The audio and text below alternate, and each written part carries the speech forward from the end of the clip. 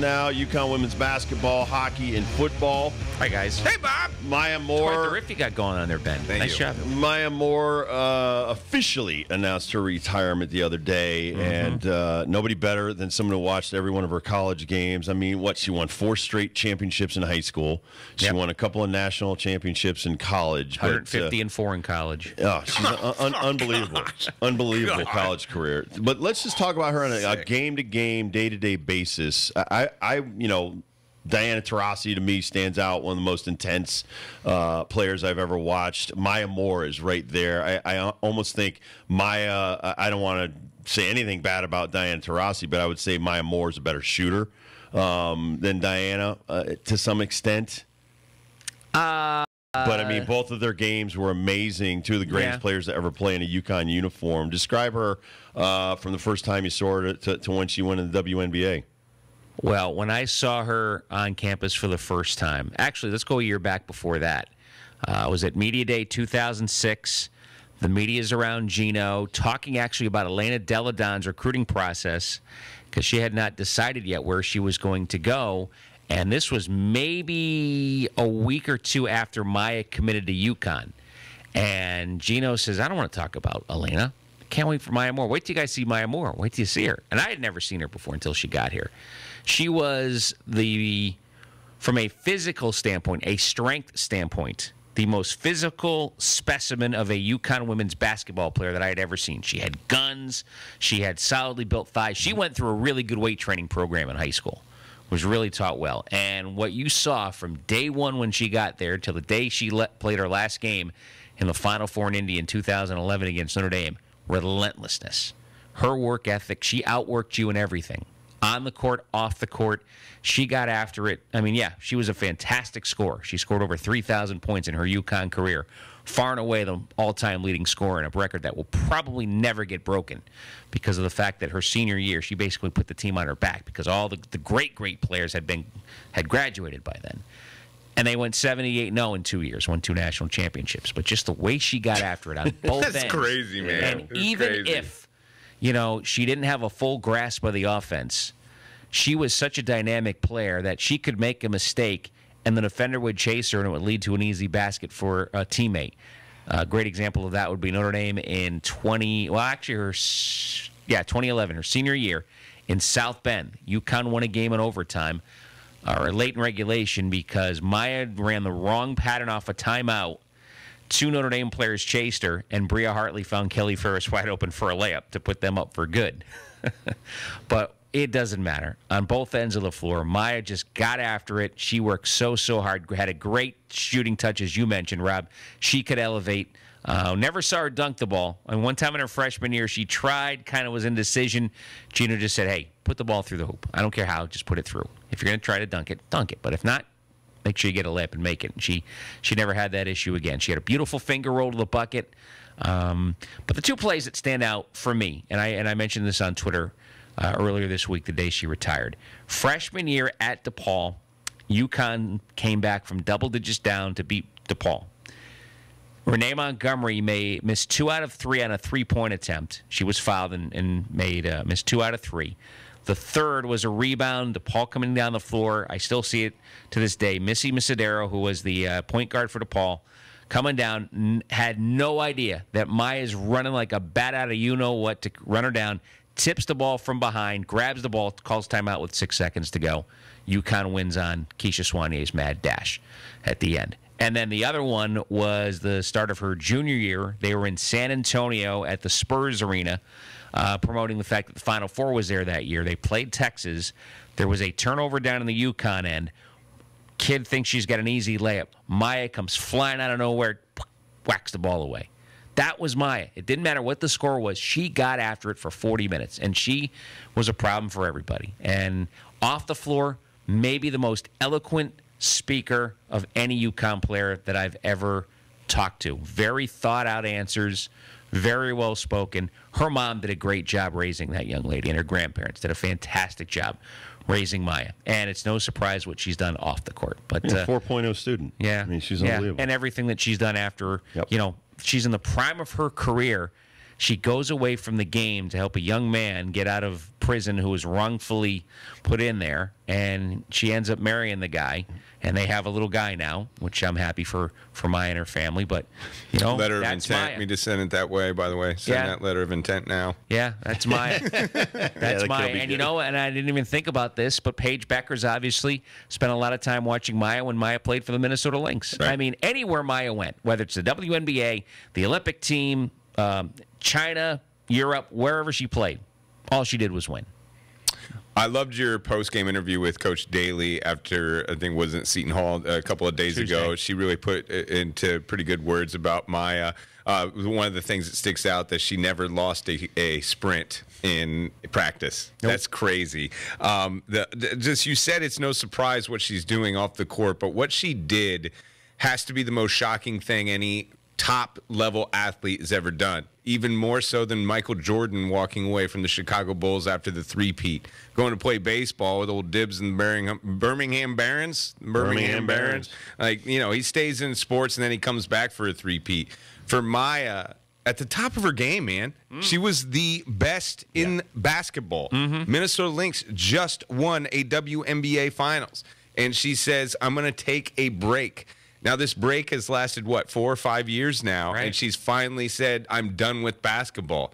Not surprised by this, because to me, it's the most shocking thing in sports that I don't think a lot of people are talking enough about. No, as the years go by, I just didn't think there was a chance she was going to come back. I thought maybe after the first year she might, but she's been gone 5 years. How shocked were you initially when she walked away? I was surprised, but she did it for all the right reasons. It's like Jim Brown leaving after 10 years in the NFL. That's a good one. Yeah, that's a real good one.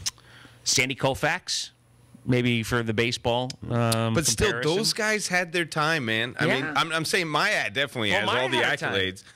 She still could play today. Well, obviously being away from the game. She can still play. She left it such a prime in her career. Yeah. Oh, I know. She was as dominant a player as there was in the game, and she left it all behind. It's priorities in life. So true. That's all there is about it. So true. And she did all the right things, and God bless her for it. As far as, like you said, tenacity and just never going to end up, on the short end of anything. And she did not. It never seemed like she was chasing wins and titles.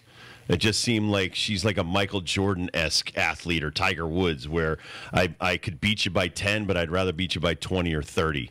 Does that describe her? Yeah, that's a good way to describe her. And, the funny thing is there were very few games in the 4 years that she played at UConn where it came down to the very end of the game. Right. So we didn't really get to see Maya in a game situation where she had to go out and win it for him.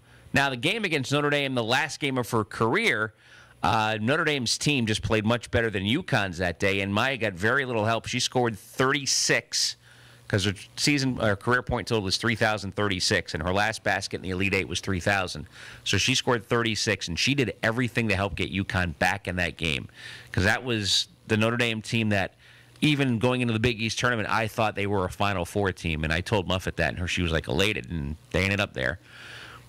Skylar Diggins was on that team. Diggins. It was Diggins' second year, and that's first of back-to-back years they got to the championship game. They should have won the title in 2011, but Texas A&M just happened to play better than them. But back to Maya, she got after it. I mean, that 150-4 record in college is insane. Nobody will ever and they do came. that again. Two of them were her freshman year, to Rutgers and to Stanford in the Final Four, and then her senior year, the two losses were to Stanford.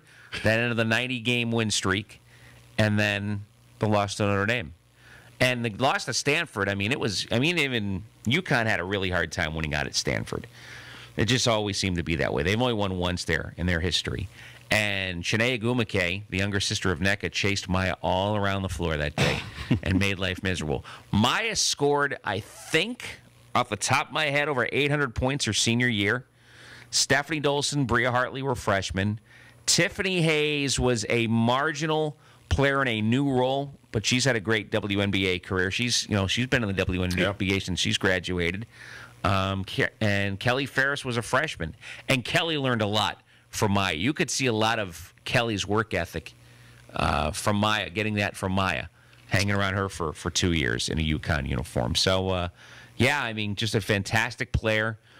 Great inspirational person, both on and off the court. And I don't know if anybody's ever said a bad word about Maya Moore, because I don't think there is. You can say a bad word about that young lady. It's my favorite program in all of sports and all of the world. And I think when you look at all the players, like from Breanna Stewart and all the winning she's done, Sue Bird, Diana, for all the winning they've done and all the great things they've done off the court, Renee Montgomery in the same vein. Mm-hmm. No one's better than Maya. And in my Ben Darnell personal list of favorite UConn women's basketball players, she's on the top, man. As far as everything that she's done on the court and off the court, it's going to be hard to top anything better than Maya Moore. But Nika Mule is coming in quick. I love this girl. She only had, 5 points against Seton Hall and like 13 assists or something like that? Yeah. Ah, she is the only mainstay right now that we have, because everybody keeps on about 5 flaming elbows, too. Yeah, that's what I love as well. Are on a tear right now. You can't stop those two. You know what?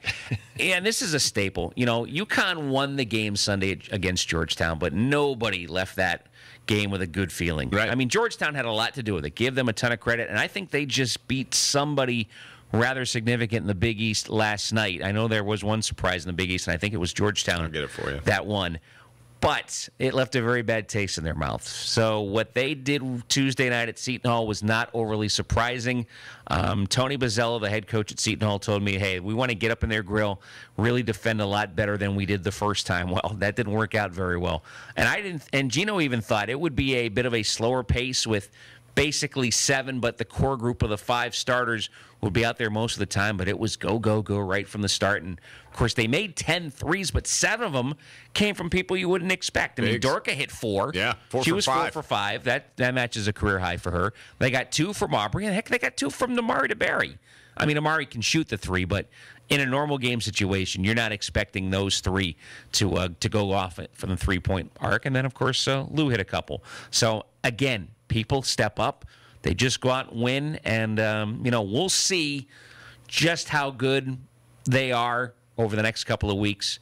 They go to Knoxville next Thursday. Mm-hmm. Then they go to, they host South Carolina. The big bad wolf. And I'll be interested to see if Villanova can push them a little bit a week from Sunday in Hartford. But Kurt said they beat DePaul. They beat DePaul. Smoked them. DePaul's not that great this year, but that's still, for Georgetown, that's a good win. James Howard's a good guy. I like him a lot. And UConn plays DePaul Monday. Remember, that's the rescheduled game from the game that got canceled. So if you had tickets for that January 8th game, you can use them Monday. Men's team, the funk that they're in. What are they doing wrong? What's going on, Bob? Second half's brutal. I mean, to watch, man. Last 3 games, 49-39, 47-36, 41-26. Yeah. And Ben and I have had this discussion. Sanogo's a good player. Don't get me wrong. Great guy. But when you're around the rim, you got to throw it down. Yeah. You with authority. Got to throw it down. With authority, man. All I can think of the best guy to do that in the UConn uniform was Emeka Okafor. Yeah. You didn't mess around with him. He got it and just threw it down.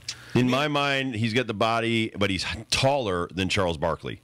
And Barkley would always throw it down when he was close because he just wanted you to know, with authority, I'm in your face all day. Yeah, he runs the floor so well. And defensively, they've had big issues since Big East play started. Now, people talked about this, and even Dan talked about this a little bit, maybe 3 weeks ago. Maybe they're not built for the Big East. Whoa. From the style they play, that would help in the NCAA tournament. But this just in. If you don't do well in the Big East, you don't make the NCAA tournament. So they've got to turn. They've got to dig deep. They've got Butler at home Sunday, then Xavier comes to Gamble next Wednesday, and Xavier just lost to DePaul. Yep. Last night. That was a fun game to watch the second half. That was back and forth. So they've got to find something. It's a confidence thing. I don't know, but they are not the same team. But this is the funny part about this. They're 15-5. They were 15-5 at this point last year, and it looks a lot different from last year to this year. Wow. Think about that for a minute. Yeah. Conference record's a little different, but the big overall record's the same. They brought up the same record and in the Big East that they were with Kemba Walker when they won the Big East and went on and won. Kemba Walker. It's a totally Here's different the team. thing about those teams that you're talking about last year and also Kemba or Emeka. Professor, I think they need a seminar in nastiness, and I think you're the one to do it. Yeah. And I think you should show up and give them a seminar in how to be mean and mad about something. Got to have a little toot if you're going to be great. You go into the locker room up 17. The good teams finish. The great teams step on your throat and finish you in the first 5 minutes of the second half.